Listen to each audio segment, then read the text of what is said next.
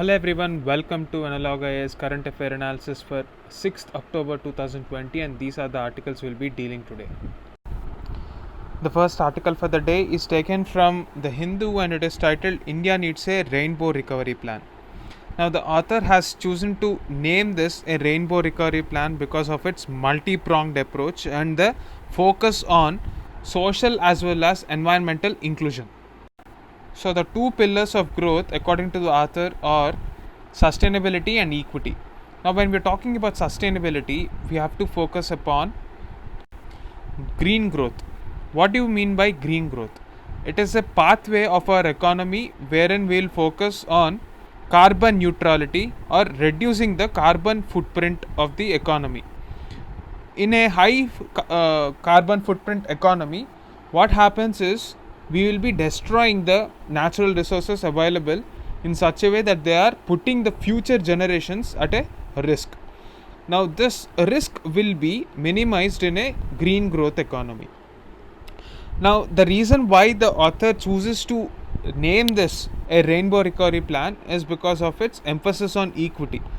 Now in a world where 1% of the population holds around 90% of the wealth, as per the Oxfam report, the wealth redistribution has been the historical problem, and in the present context, when we're talking about wealth redistribution, we have to focus upon all kinds of social groups, the vulnerable groups like LGBT, or when we're talking about SC, ST, or the economically weaker sections.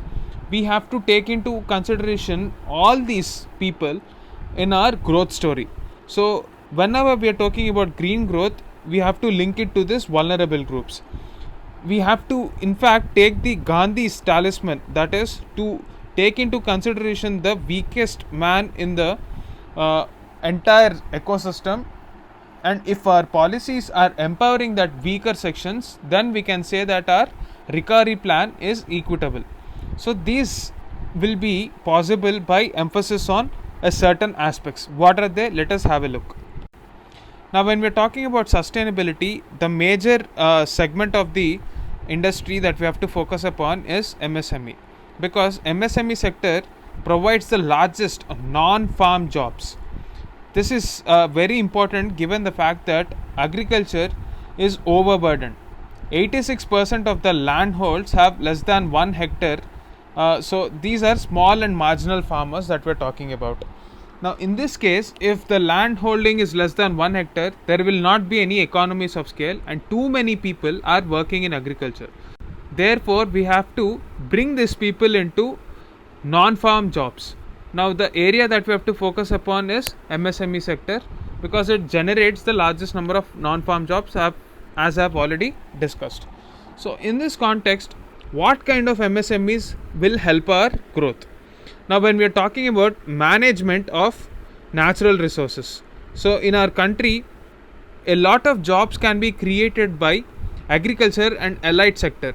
Now when we are talking about this allied sector, farm mechanization or managing our water resources, irrigation, all these sectors have a huge scope. So when we are talking about newer technologies like fertigation, so this fertigation is a technique where fertilizers and irrigation are combined together to create economies of scale and efficiency. Now these sectors have a huge scope for employment, and also renewable energy sources which focus upon the sustainable use of renewable energy will also create a large number of jobs if they receive the kind of policy focus, and also demand should be driven by the market, not just the government alone. Another important segment that we have to focus upon are the tribal population who derive their livelihood significantly from forest produce. Now India has been cutting down its forest in a very unsustainable way, and the critical habitats are being affected because of this reason. To the people living at the edge of the forest in the critical habitats, they need to have certain employment avenues or better marketing produced with the help of organizations like TriFed. So Tribal Federation generally markets the kind of produce produced by the small artisans in tribal areas. Even though the government has been trying to increase its presence online through marketplaces like Amazon, instead of actually trying to create new marketplaces, the government must partner with the existing players like Amazon, Flipkart, etc. to create the market for these kind of produce. Now, the reason why I'm suggesting that the government should go to the existing players is because this is where a significant chunk of the population is. Now, it makes no sense when we try to create a new marketplace in the name of any e platform that will actually not push the consumer to check out that platform. Rather, if we are enrolling ourselves on a platform like Amazon, it would give more traction because of the existing traffic that this site generates. So steps like these should be taken into consideration. Now, other important avenues for employment generation include investments in infrastructure. Now, when we are talking about infrastructure, it basically refers to social infra. That is, rather than emphasizing on smart cities, it is important to focus on basic infrastructure and smart villages rather than smart cities. So, the urban rural continuum that we are focusing upon through schemes like Urban, we have to create connecting infrastructure because that would reduce the emphasis on urbanization. Definitely, urbanization is the way to go forward for development in the conventional model of development in the industrial revolution societies. But with the growth of internet, we are witnessing a trend where there is decentralized job growth as well. So, Internet of Things will even mainstream employment in two second tier towns and also villages. So, creating some common infrastructure will create a medium term, that is, in the next 5 to 7 years, a lot of jobs will be created in this infrastructure creation, which will eventually move towards MSME in the longer run. So, the labor required for the creation of this infrastructure, we have them in surplus.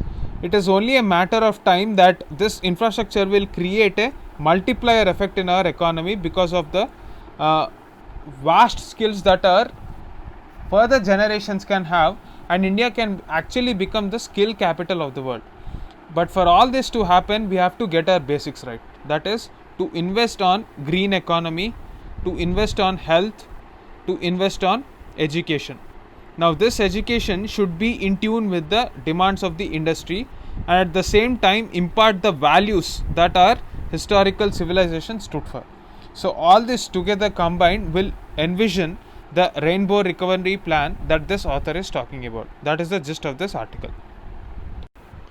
The second article for the day is taken from the Hindu and it is titled Farm Acts Unwanted Constitutional Adventurism.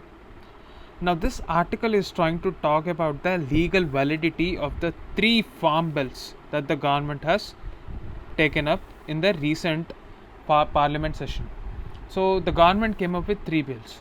Now, let us examine the constitutional provisions that talk about the legal validity of this entire legislation. Before beginning this article, the first point that we have to know is about Article 369 of the Constitution. At the time of independence, our agricultural produce is in a very weak state because of the imposition of various restrictions by the British because of the World War, and also there is a severe shortage of food production in our country. Now, in a country which is trying to come out of the clutches of the colonial powers and at the same time ensure that unity prevails, it is very much required for the center to have a very strong hand in subjects related to state list also. So, when we are talking about state list, we are talking about the 3 lists that are given in the Schedule 7 of the Constitution. Now, as a part of the state list, agricultural intrastate marketing and intrastate distribution, all these fall under the purview of the state. But in Article 369, for a temporary period of 5 years, it was given that the center can have all sorts of power to take over the issues that are there in the state list or the subjects that are there in the state list in order to take it as an emergency so that it is not facing any crisis. The unity of the country is not facing any crisis. In 1954, when it was argued on the floor of the House that the center can no longer use the Article 369 for controlling the marketing of the produce in the states, there was a new bill which was introduced by the Parliament, and it was called the Third Constitutional Amendment Act. So, this Constitutional Amendment Act amended what we know today as the entry 33 in the concurrent list. So, we know that both center and states can legislate on the issues pertaining to concurrent list, and whenever the states and center both make laws together, center will be having a upper hand but not the states. So whenever we are talking about entry 33 in the present context, we have to understand that through the Third Amendment Act in 1954, they have added these sections D to E, which eventually gave rise to the power of Parliament to create laws to prevent black marketing and hoarding of essential commodities. So through this legislation only, we have had another important legislation, that is the Essential Commodities Act. So at the time of this constitutional amendment, a lot of members have complained that it is eventually a threat to the federal idea of our constitution, and states will eventually lose power. Today, if you take a look at the kind of laws that the government has come up with, the Farmer Produce Trade and Commerce Bill, the section 6 of this particular law says that the state will not charge any market fee, cess or levy on the trading of farm produce. Now when we are talking about these sort of laws, it is a clear encroachment on the domain of states. It is very much within the competence of a state to charge a market fee, because when we are talking about local level taxation, we don't have the capacity to devolve them to the lower rungs of the governance system. We don't have a formidable mechanism which is foolproof, which ensures that money is placed at the level of districts directly. Neither do we have the capability to empower the local panchayats to have a better source of taxation powers. They don't have the sophisticated equipment and knowledge to gather taxes.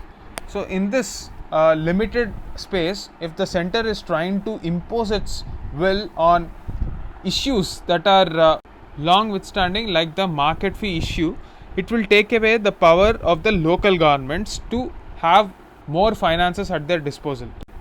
Moreover, if you take a look at the list 2, that is the state list, in this there is 28th entry which specifically says that the entire farm laws are under the prerogative of the state government. That is, trade area as used in this Farmer Produce Trade and Commerce Bill was not defined in the constitution. This 28th entry talks about markets and fairs. So when we are talking about markets and fairs, it is very clear that this list 2 is that of the state, and hence the center cannot involve in a state subject which is against the constitutional principles. Now, is this a issue of debate? Actually, there are certain judicial cases as well which has laid down that states have the prerogative to decide how to go about the markets and fairs. In the famous ITC case, the Supreme Court has allowed the state APMC markets to impose a fee on ITC for the trade it carried out in the region. So it is very much constitutional for a state to levy some cesses or some market fees, and that is the way they will raise revenue. If we remove that, what other sources of revenue will these local agricultural mandis have?